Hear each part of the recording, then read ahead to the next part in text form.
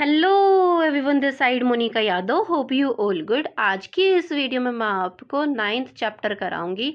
9th chapter का नाम हमारा एल्जेब्रिक एक्सप्रेशन और आइडेंटिटीज़ है।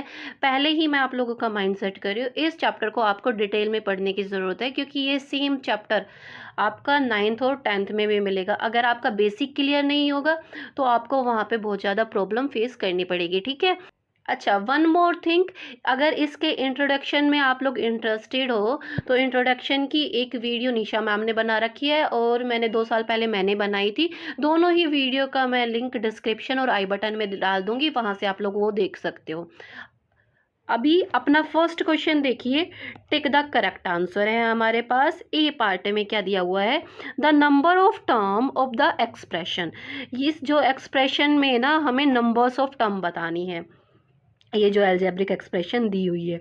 अब नंबर्स ऑफ टर्म बताने के लिए आप क्या देखोगे, देखो ध्यान से देखो, जो ये प्लस का साइन है या बीच में माइनस का साइन है, प्लस या माइनस के साइन ही टर्म्स को अलग अलग करते हैं।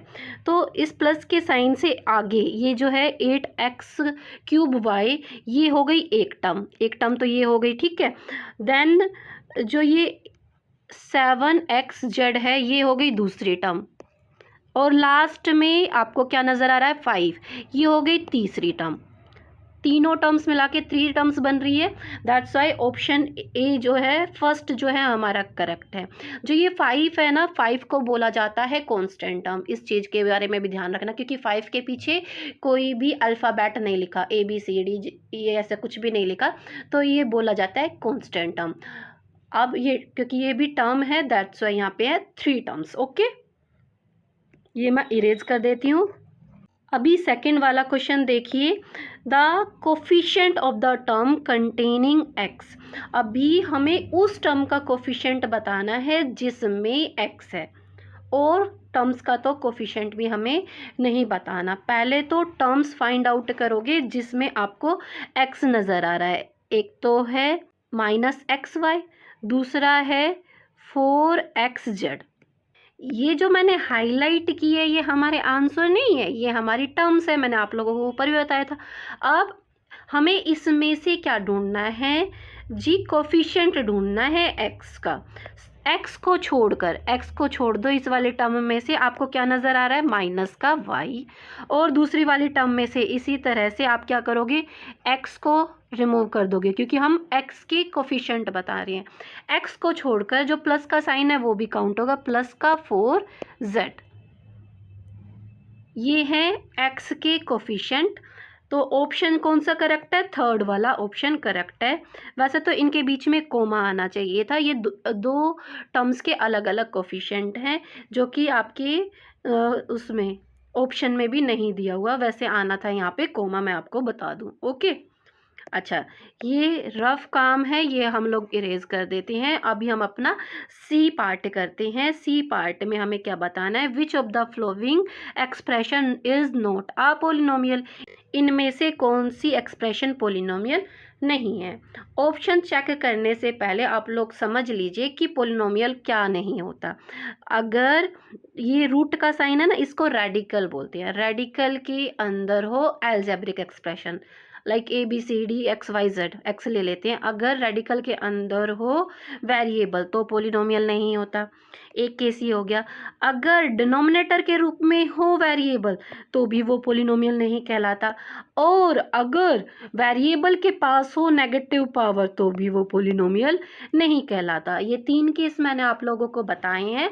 अब आप अपने थर्ड वाले ऑप्शन को देखो, यहाँ पे आपको क्या दे रखा है 3/x, x है डिनोमिनेटर के रूप में, दैट्स वाई ये पोलिनोमियल नहीं है। और सारे केस जो हैं ठीक है, और इस क्वेश्चन में हमें यही बताना था इनमें से कौन सा पोलिनोमियल नहीं है।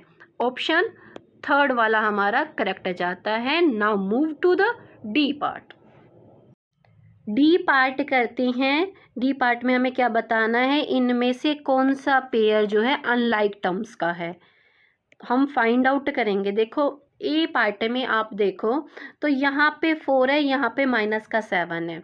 अब मैम कह रही है कि न्यूमेरिकल कोफिशिएंट से कोई फ़र्क नहीं पड़ता। आपको क्या देखना है, आपको अलजेब्रिक वो फैक्टर्स देखने हैं। अलजेब्रिक फैक्टर्स क्या दोनों के सेम है? अगर दोनों के अलजेब्रिक फैक्टर सेम है तो वो लाइक टर्म्स हैं, अगर अलजेब्रिक फैक्टर सेम नहीं है तो वो अनलाइक टर्म्स होती हैं। ओके, आपको यहाँ पे देखो ए नज़र आ रहा है, तो इस वाले टर्म में भी ए है।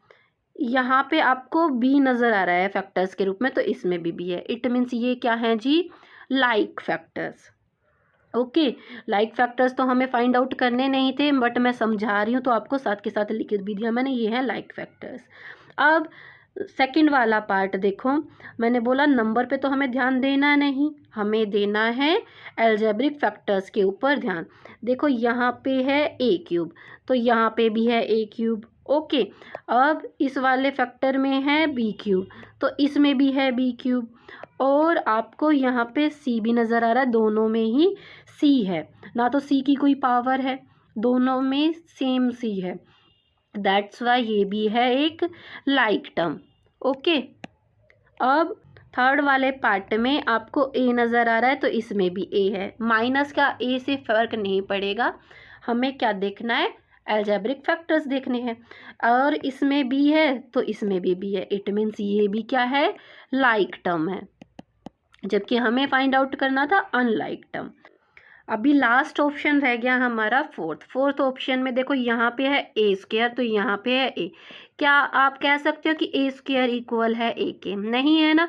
देखो अलजेब्रिक फैक्टर्स इक्वल नहीं है, तो ये है अनलाइक टर्म। देखो दूसरे वाले अलजेब्रिक फैक्टर्स को तो देखने की ज़रूरत भी नहीं है, अगर एक ही अलजेब्रिक फैक्टर आपस में इक्वल नहीं आते तो वो होती है अनलाइक टर्म्स। ओके, तो हमारा फोर्थ वाला ऑप्शन जो है करेक्ट है।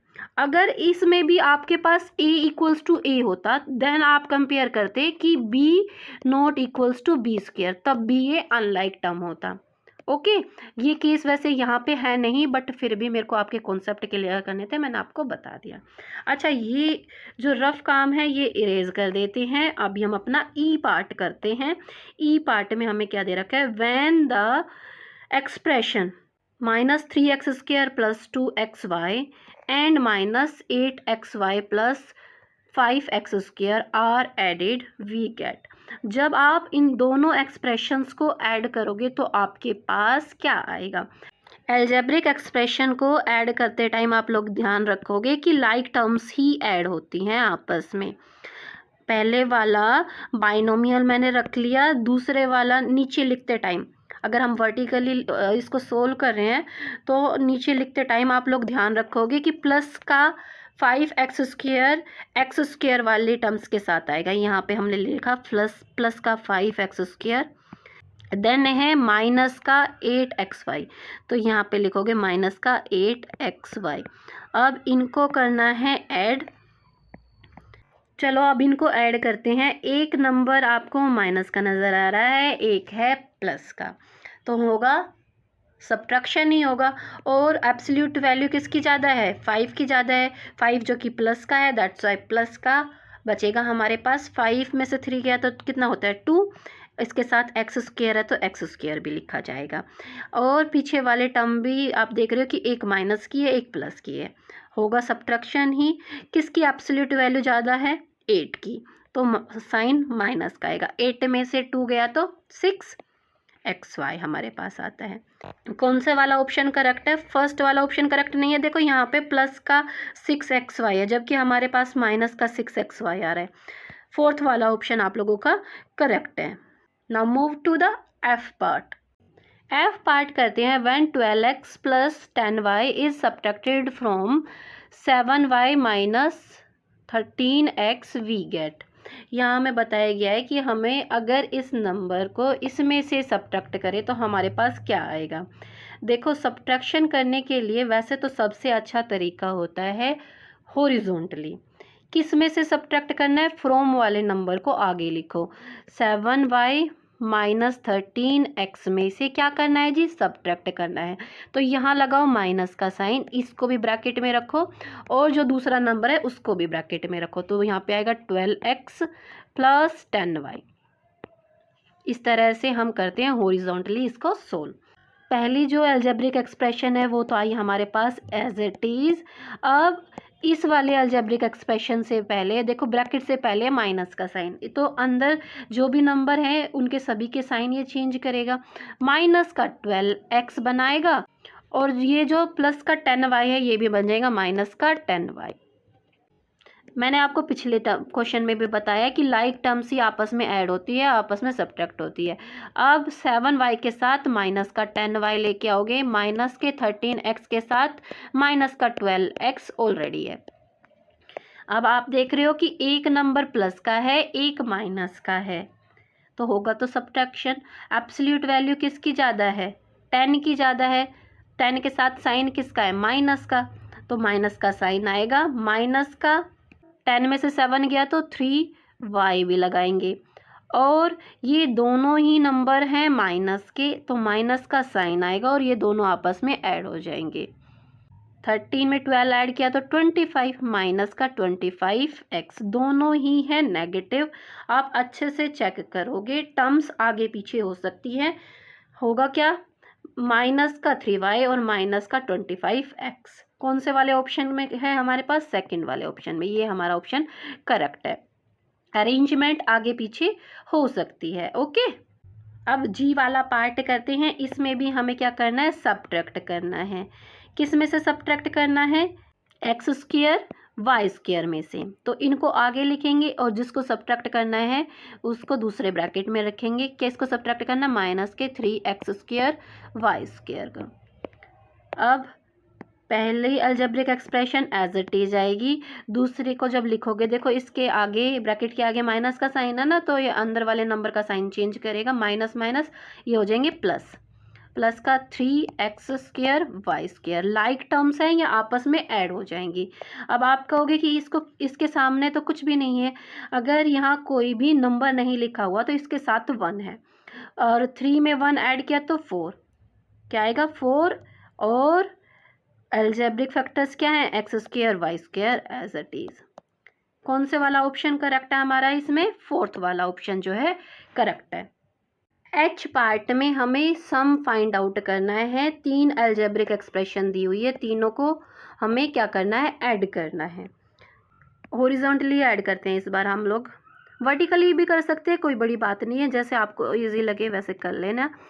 पहली अलजेब्रिक एक्सप्रेशन मैंने लिख ली है, दूसरी लिखने के लिए क्या करोगे? इनको ब्रैकेट के अंदर डालोगे, दूसरी अलजेब्रिक एक्सप्रेशन दूसरे ब्रैकेट में डाल दोगे, b प्लस सी माइनस का bc, और फिर प्लस का साइन लगाओगे। अभी थर्ड अलजेब्रिक एक्सप्रेशन डालोगे, c माइनस a माइनस का ac, ब्रैकेट क्लोज कर दोगे। अच्छा, अभी आप क्या देख रहे हो कि ब्रैकेट से बाहर प्लस के साइन है, तो कोई भी चेंज होने वाला नहीं है, सबको एज इट इज़ लिख देते हैं। पहले है a, देन माइनस का b, प्लस का ए बी, देन प्लस का b, प्लस का ही c है, माइनस का बी सी, फिर प्लस का c है, माइनस का a है, और माइनस का ए सी है। ये हमने सिर्फ कॉपी किया है इस स्टेप में।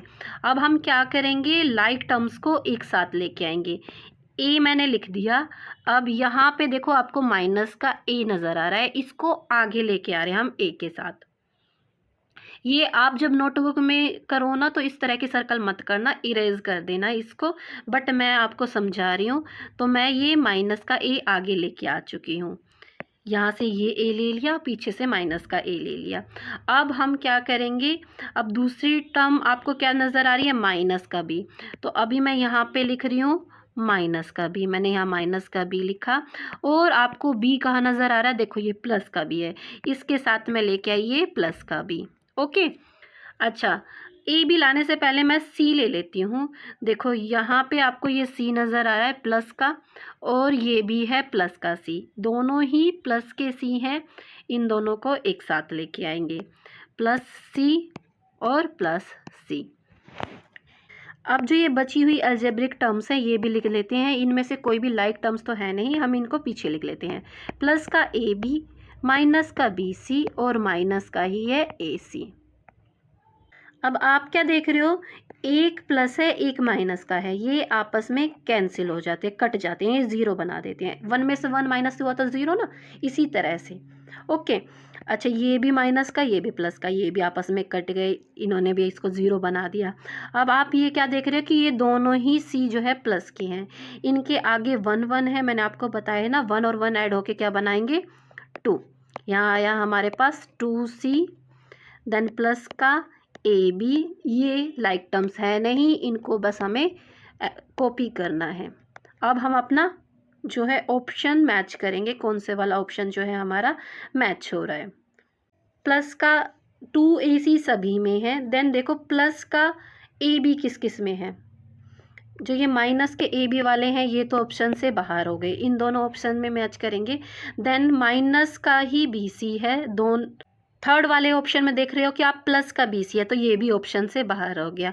देखो वापस से मैच करते हैं, 2C है, देन AB प्लस का है, यहाँ पे भी AB प्लस का है, देन यहाँ पे आपको देख रहा है कि माइनस का BC है, इसमें भी माइनस का BC है, देन आपने देखा कि माइनस का AC है, तो इसमें भी माइनस का AC है। सारी टर्म्स सेम है, ऑर्डर मैंने आपको कई बार बताया है आगे पीछे हो सकते हैं, दैट्स वाई हमारा फर्स्ट ऑप्शन जो है करेक्ट है।